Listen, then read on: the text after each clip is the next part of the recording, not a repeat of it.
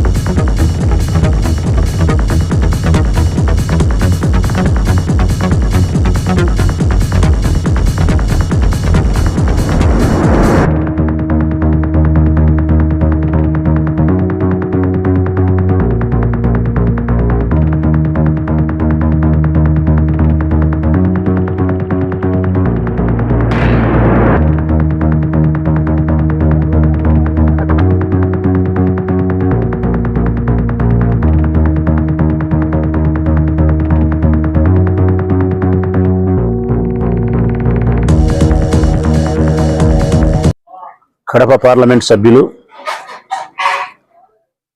మా ఆత్మీయ సోదరుడు అవినాష్ రెడ్డి గారి జన్మదిన సందర్భంగా ప్రొద్దుటూరు నియోజకవర్గ వైఎస్ఆర్ కాంగ్రెస్ పార్టీ వైపు నుంచి మా అందరి వైపు నుంచి ఆయనకు హృదయపూర్వకమైనటువంటి జన్మదిన శుభాకాంక్షలు తెలియజేస్తా ఉన్నాం.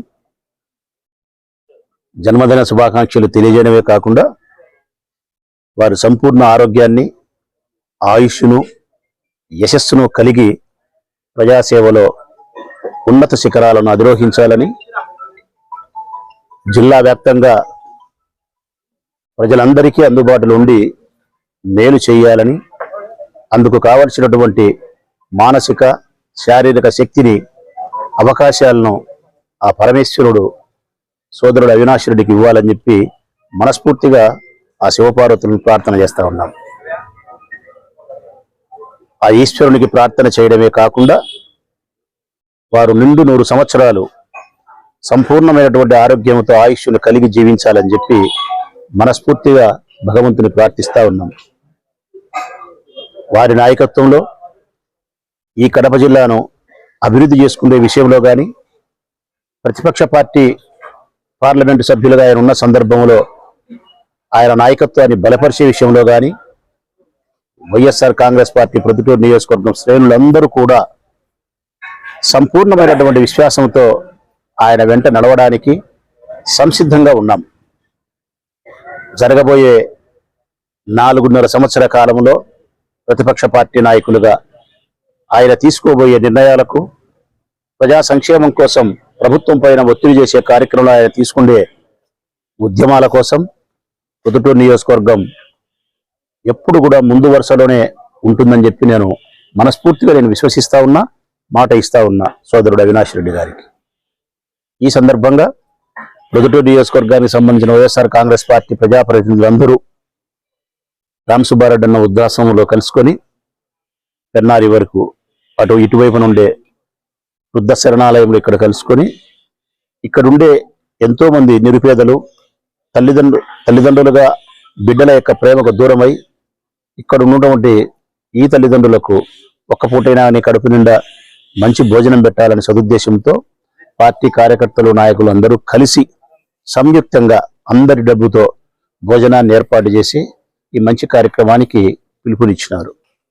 మనస్ఫూర్తిగా నా పార్టీ నాయకులకు, ప్రజాప్రతినిధులకు, కార్యకర్తలందరికీ ఈ నిర్ణయం తీసుకొని మంచి పని చేస్తా ఉన్నందుకు వారికి శుభాకాంక్షలు తెలియజేస్తా ఉన్నా. భవిష్యత్ కాలంలో కూడా మేము అధికారంలో లేకపోయినప్పటికీ, మా పార్టీ అధికారంలో లేకపోయినప్పటికీ, నేను శాసనసభ సభ్యునిగా ఉండకపోయినప్పటికీ గతంలో లాగే యథావిధిగా ప్రజాసేవలో ఎప్పుడూ ముందే ఉంటాం.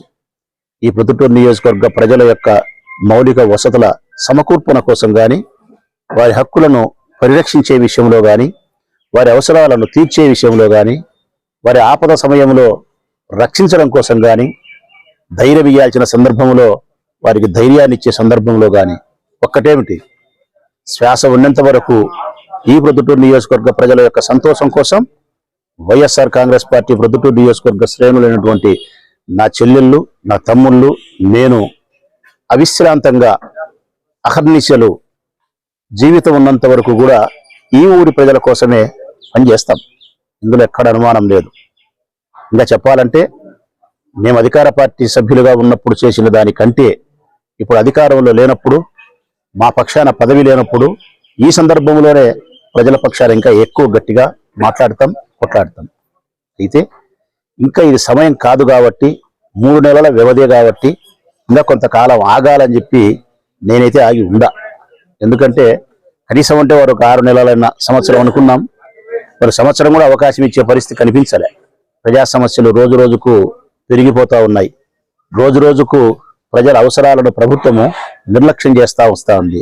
రోజు రోజుకు అధికారంలోకి వచ్చినటువంటి ఈ తెలుగుదేశం పార్టీ వారిచ్చిన హామీలను విస్మరించి ప్రవర్తిస్తూ ఉన్నారు. ప్రజలలో అసహనము, వ్యతిరేకత బాగా ప్రారంభమైంది. ప్రతి ఇంటిలోను కానీ, ప్రతి వ్యాపార సంస్థలో కానీ, ప్రతి బయట టీ బంకు దగ్గర కానీ, ప్రతి సెంటర్లలో కానీ వారిచ్చిన సూపర్ 6ను అమలు చేయకపోయినందుకు కానీ, అందరికీ అమ్మఒడి ఇస్తామని చెప్పి ఒక్కరికి కూడా ఇవ్వకపోయే విషయంలో కానీ, ప్రతి మహిళకు 1500 రూపాయలు ఇస్తామనే విషయంలో కానీ, 50 సంవత్సరాలు నిండిన వారికి బీసీలకు పెన్షన్ ఇస్తామనే విషయంలో ఇవ్వకపోవడంలో కానీ, ఇసుకను ఎక్కువ ధరకు విక్రయించే పరిస్థితి కానీ, ఇసుకను అక్రమంగా తరలించే పరిస్థితి కానీ ఒకటేమిటి, ఎన్నికలకు ముందు వారు చెప్పిన ఏ హామీలను ఇంకా ప్రజలకు అందించే విషయంలో ఈ ప్రభుత్వం విఫలమైందని చెప్పి ప్రజలు భావిస్తూ ఉన్నారు. వ్యతిరేకత ధోరణి ప్రదర్శిస్తూ ఉన్నారు. అయితే అది మరింత ఎక్కువ కావాలా? ప్రజలలో ఆ వ్యతిరేకత మరింత ఎక్కువ అయినప్పుడు, వారికి వారే బయట వచ్చి ఈ ప్రభుత్వాన్ని విమర్శించినప్పుడు, వ్యతిరేకించగలిగినప్పుడు, వారి పక్షాన నిలబడి ఉద్యమించడానికి ఓ నాయకుడు కావాలి అని ఎప్పుడైతే ప్రజలు ఆశిస్తారో అప్పుడు ఆ ఉద్యమానికి మేము నాయకత్వం వహించడం అన్నది ధర్మము, మా బాధ్యత. అంతవరకు ప్రజల కోసము, ఈ అసమర్థత ప్రభుత్వం చేసే పనుల కోసం ఎదురు చూస్తూ మరికొంతకాలం ఉంటాం. సమయం, సందర్భం వచ్చినప్పుడు తప్పనిసరిగా ప్రజాక్షేత్రంలో ప్రజల పక్షాన తప్పనిసరిగా ఉంటామని చెప్పి ఈ నియోజకవర్గ ప్రజలకు మాట ఇస్తూ సెలవు.